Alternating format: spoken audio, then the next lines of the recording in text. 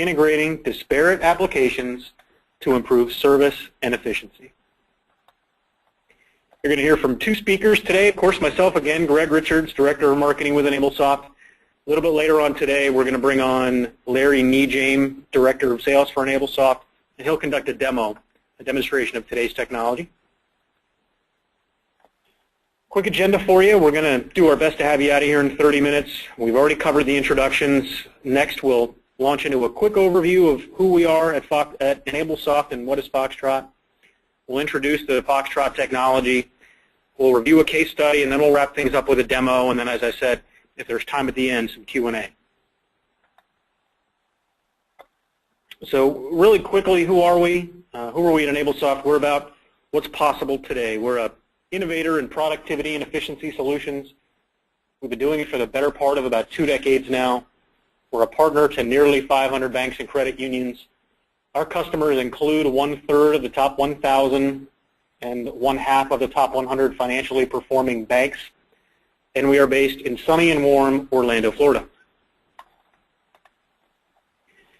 So today, we're here to talk about integrating disparate applications in the financial services markets.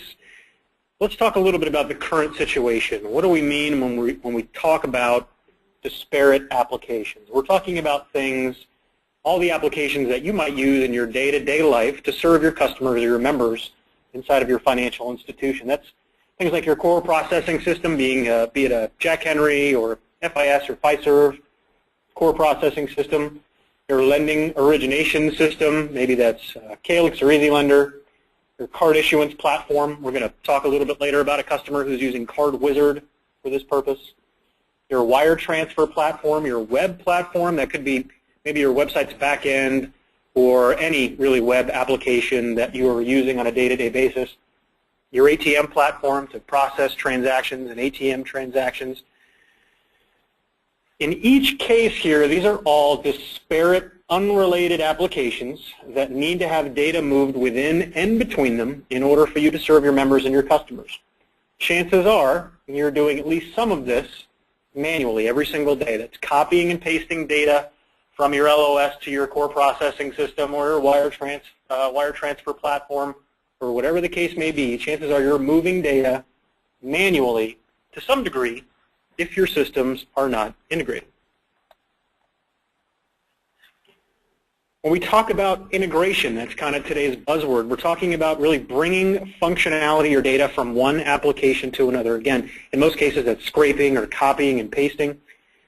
It's allowing other applications to work together as one system without human intervention. So how can we make these disparate platforms that don't otherwise speak to each other or communicate with each other operate as one harmonious system? Usually that means the use of some kind of middleware or an API to facilitate communications between these programs and create that integration. So why do we integrate? Well, we do it probably first and foremost to save time. All that copying and pasting, especially if you've got a customer standing right in front of you who needs a new debit card, all that copying and pasting can be very time-consuming, going back and forth between applications. We do it to standardize work and really mitigate or reduce the need for training. So if you've got 10 employees in your branch and one process to handle, you could potentially have 10 different people doing one job 10 different ways, and you have to train all these individuals on how to do it, let's say onboard a loan or whatever that particular application is. So we integrate to standardize that work so everybody does the same job the same way with the same level of accuracy. And speaking of accuracy, that is also sort of jeopardized when we fail to integrate. Anytime you've got people manually moving data in between platforms and within platforms, you risk losing accuracy by introducing that human element. And we do it to incorporate best-of-breed capabilities into our financial institutions. So maybe our core vendor has the core system we've chosen, the best core system for us, but maybe that's not the case for their LOS or their card issuance system. We want to be able to select the best-of-breed applications out there so we can serve our customers in the best possible way. Speaking of best-of-breed solutions, we're typically choosing these when full functionality is not available from a vendor, in this case a core vendor, let's say, when the ideal application for us isn't necessarily available from that core vendor, and we have to go out and find the best product on the market, again, to serve our customers.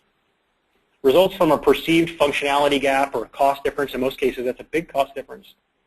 But in most cases, it's implemented to best meet the needs of the organization, and I would argue it's implemented to enable your people to meet the needs of your customers, right? That your customers have certain demands and expectations. You need to be able to select the best of breed applications that allow you to help meet and even exceed those expectations and those demands.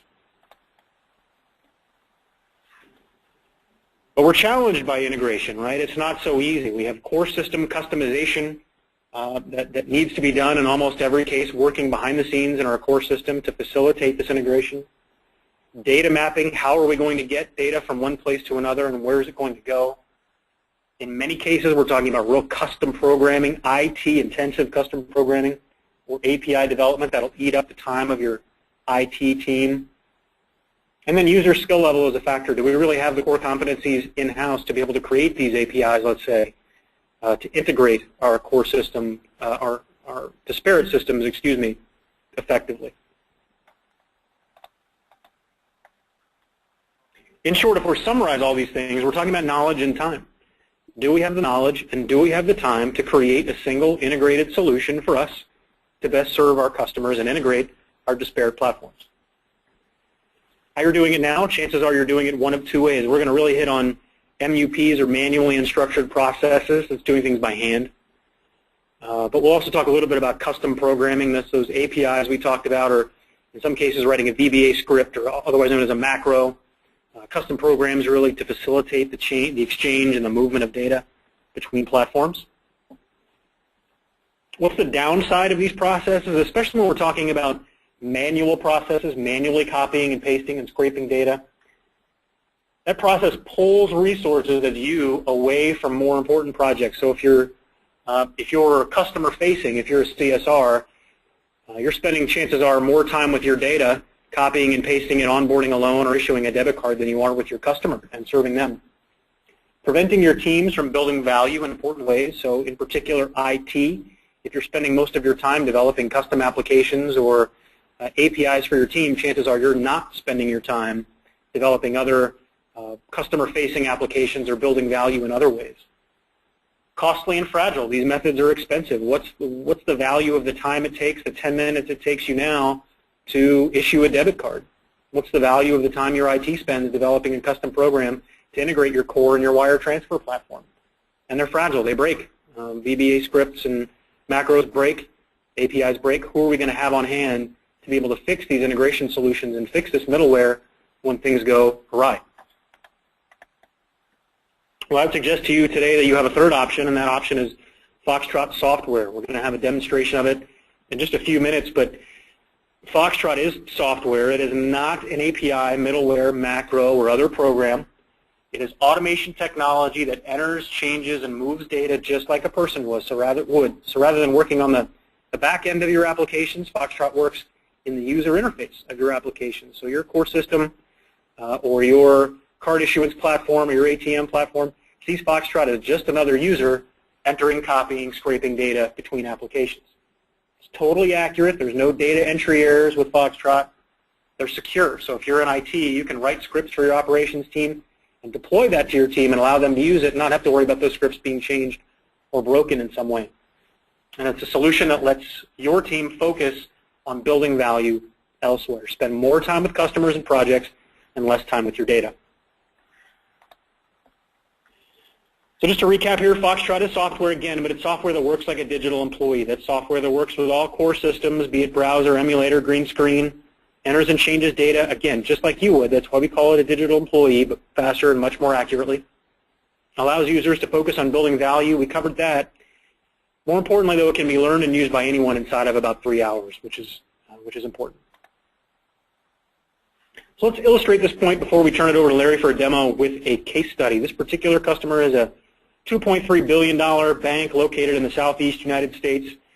Their challenge was twofold, really. They had found that their CSRs were spending too much time in a debit card ordering process. A customer would enter the branch and request a new debit card, and that process typically took about 10 minutes of copying and pasting between core and card issuance platforms in order to get that card issued. They had also just adopted CardWizard, a new card issuance platform, and because they have a number of branches and a number of employees, obviously, they needed to roll out training to learn how to use and implement this CardWizard platform across all of their branches, and obviously that could prove time-consuming and costly for them. They wanted to integrate that CardWizard with their core system and expedite their card ordering, and also find a way, if they could, to avert all that testing and training that they would need to be able to use that platform effectively. And the answer was Foxtrot. So scripts are written, and we'll show you how to write a script here in just a minute, but scripts are written centrally by the Vice President of IT. Foxtrot essentially creates a action button on the desktop, on the CSR's desktop. And then with a single click, that CSR presses that button, Foxtrot wakes up, launches the core system, launches the card issuance platform, CardWizard, and then begins the process of scraping data and pasting data from core into CardWizard, and then literally pressing submit and issuing that card. Because obviously this is just a single click process, the bank avoided training and obviously expedited the actual card issuance process. And they did that to the tune of taking a 10-minute card issuance process down to literally a matter of seconds. So now the CSRs spend much more time talking to customers, talking to them about their accounts and new products, and less time issuing debit cards. They're done with no errors. There's no need to train a staff. All they have to do is teach the CSRs how to push a button to issue these cards, and do a host of other processes, by the way, without training. This particular bank uses Foxtrot for a number of different things. It's not just card issuance. They're updating officer codes and doing all sorts of other processes. In doing so, they save the labor of about 3 full-time employees each year, or about $90,000 in salary each year. So Foxtrot, for this bank, card issuance and other things, is doing the work of about 3 different people inside of the branches, and more than paying for itself in less than a year. But Foxtrot is more than just integration. Foxtrot automatically performs name and address merges if your core system requires it, coding updates like officer codes, responsibility codes, data conversions if you're in acquisition mode, fee assessments, card breach responses, automating card issuance and cancellation, and adjusting spending limits after a breach is detected this time of year. That's obviously something that's on all of our minds. Account opening and closing, something as mundane as that. Foxtrot performs all of these processes automatically so that you don't have to. And now, without further delay, let's go ahead and bring Larry on. He's going to give us a quick tour of Foxtrot and a demonstration. Take it away, Larry. All right, thanks, Greg. So to give you a quick rundown here of what you're seeing, we have Foxtrot open on our screen already. And what I've done, just for the sake of time, is I've pre-built some things in the script. It probably only took me about 10-15 minutes, but obviously we're on a little bit of a time constraint with this webinar, so went ahead and pre-built them, and I'll explain what they are as we go through it. To set up the scenario, again, the topic here is integrating disparate systems. And what we're going to show you here is how Foxtrot can essentially take data from System A and then move that over seamlessly, essentially, to System B. So what we have here, we have System A, which is, think of this as our core system. This has all our customer information. We want to go ahead and take information out of here and put it into this card order form over here on the left. So that's kind of the synopsis here of what we're going to be doing. And again, I pre-built some tasks in here, and just to quickly go over what these are doing, we have a task in here. And by the way, this is our task section, a way for you to organize your scripts. Again, I have a task for different portions of the script, and this one here goes ahead and scrapes the data that we want to take from System A. We actually have a formula action, so we can actually transform that data before pushing it into System B. So in this case, we're actually separating out, taking the full name and separating that out into the first and last name. And then we have a step in here to actually go ahead and enter that data into System B. So I'm going to show you, I'm going to build in a couple of additional steps into our process here. And so I'm actually going to go to a record. And I'm going to teach Foxtrot. We teach Foxtrot just by dragging and dropping. I'm going to teach Foxtrot to add or just scrape a couple of new fields off here. So go ahead and drag and drop. Pulls up with our action builder. We'll go ahead and copy that data. So we'll just tell Foxtrot to copy that data. And we'll store that into a variable. We'll add a new variable here and call it email. So what we're doing is basically teaching Foxtrot to store that data temporarily.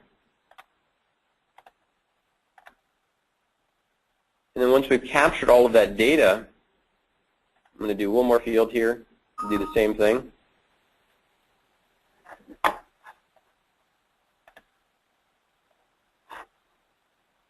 Do the same thing here, copy that data, create a new variable. Let's call this one phone. And what we're doing here is teaching Foxtrot to store that data temporarily. Actually, let me make one more modification on here.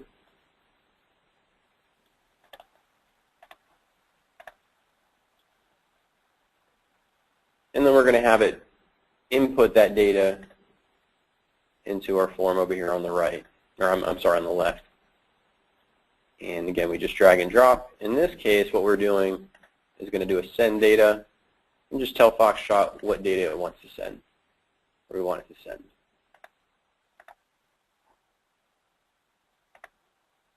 And lastly, we'll go ahead and put the phone number in the comments down here.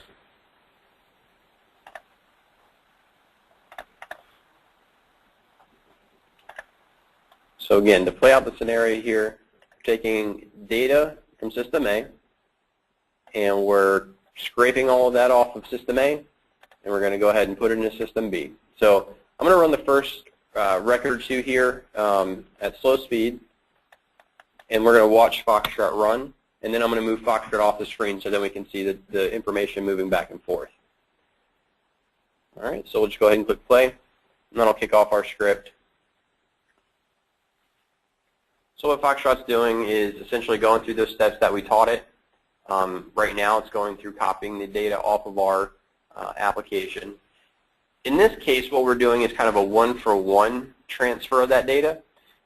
There's another option that we could take here, and that depends on the capabilities of your source application. If you have the ability to create some sort of export file within application A, that's always recommended. You just do an export, load that data directly into Foxtrot, and drive your script based on that. In this case, like I said, we're going ahead and scraping the information from application A and bringing it into application B. So we saw Foxtrot moving through there. I'm going to go ahead and drag Foxtrot off the screen here so we can see these two applications running. And we'll go ahead and click play for the next couple of records.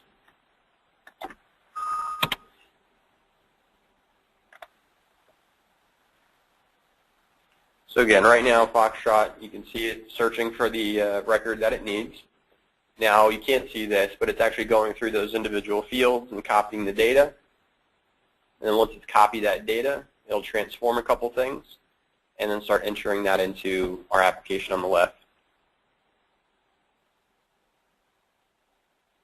And again, I've got this running at very slow speed just so we can see it working. Otherwise, some of these parts would be very, very fast and would kind of just look like a blur. So now we'll see it start putting in that information.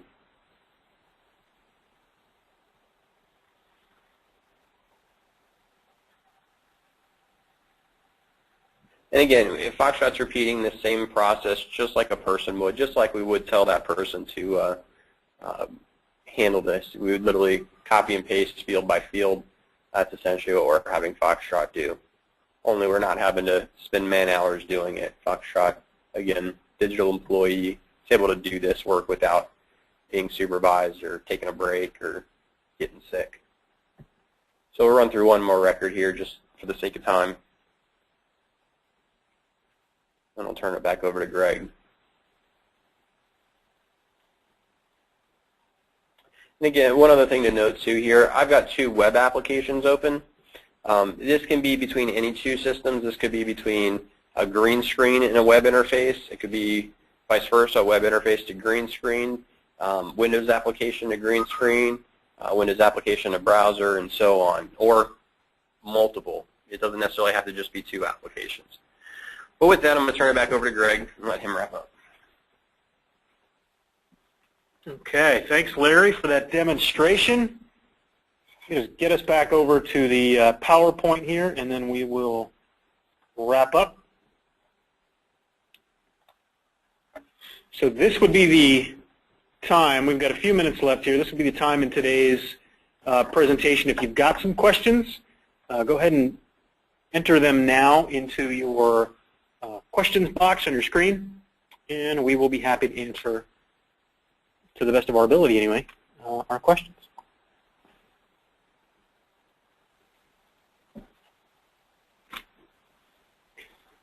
So it looks like there's a question here. Going with our scenario, can Foxtrot scripts read application A with multiple screens and then put that into multiple screens on application B? And the answer is yes. So again, I just showed it going through one screen for that record. If we needed to go through multiple screens to pull multiple data points out, we'd have Foxtrot first go through those screens in application A, pull out the relevant information, store those in those variables that I showed you, and then go through however many screens it needs to in application B to enter that information. Second question here, do we have a list of software that Foxtrot integrates with? The short answer is no. That the best solution would be obviously just to contact us, and we could talk about your particular situation, what software you're trying to integrate, and work with you that way. The list of, it would probably be easier to give you a list of any sort of software applications that Foxtrot wouldn't work with, because that would be almost a non-existent list. So just about any application that you're using in your financial institution, Foxtrot can work with and ideally integrate. If you're moving data by hand or using a keyboard and a mouse, chances are Foxtrot can automate that process. So we'll provide some contact information at the end of the event, and it's probably a good idea just to contact us, and we'll talk about your particular applications. And going along with that question, to elaborate a little bit more, Foxtrot, again, works with virtually anything that you can run on a Windows system, anything from Internet Explorer for browser applications to general Windows applications to green screen emulators. So virtually anything that you can run, Foxtrot can work with.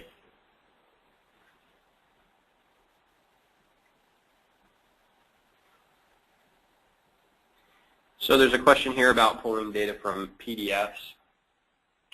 Yes, it can. We have a couple of customers that actually do that, where they'll pull information from a PDF form and then have to put that into their core system. The PDF does have to be in a specific format, though. It has to be in a PDF form, so Foxtrot can navigate through the individual fields. Foxtrot will not work with just like, let's say, a scanned document or scanned PDF. One question we have here, and this will probably be the last question we have unless there are any more. One question we do have is, can Foxtrot scripts be shared between computers? Foxtrot does have a concurrent license model, or workstations. Foxtrot does have a concurrent user license model. You can install Foxtrot essentially on as many computers or workstations as you wish. The number of concurrent sessions you can run is only limited by the number of licenses that you have, essentially. Foxtrot is also sort of screen resolution agnostic, right? So Foxtrot, because it's object-oriented, not positionally-oriented, regardless of what your screen resolution is set to, who's using Foxtrot, Foxtrot will always find the right objects, the right fields on your screen, even if the window is minimized, and still automate whatever task it is and run its script. So Foxtrot can obviously be shared. Foxtrot scripts can be shared among computers, and you can have as many workstations using Foxtrot as you choose. So with that, we're going to go ahead and just kind of wrap things up here today. Here's our contact information. 800-215-9397 is our 800 number, and then you see our email address and our website there on the screen. I realize it's sort of late in the month here, but webinar attendees today, if you're not already an existing customer, and you choose to license Foxtrot by 12/20, you can receive 5 hours of professional services free of charge. So that is above and beyond the normal sort of training that you would receive, 3 hours of training that you would receive with your Foxtrot license. You'll also receive 5 hours of assistance of advanced training, building scripts, project assistance, whatever the case is. Our professional services team will be there for you for 5 hours to get you up and running with Foxtrot. Again, that's for non-customers who license by 12/20. And then before we go, we would like to leave you with just a quick quote from Henry Ford. He said, "If you need a solution and don't buy it, then you'll ultimately find you have paid for it and don't own it." And that's certainly true in the financial services industry, and hopefully we've been able to demonstrate that fact to you today. So thank you very much. Again, please contact us if you have any questions after the webinar, and we appreciate everyone joining us today.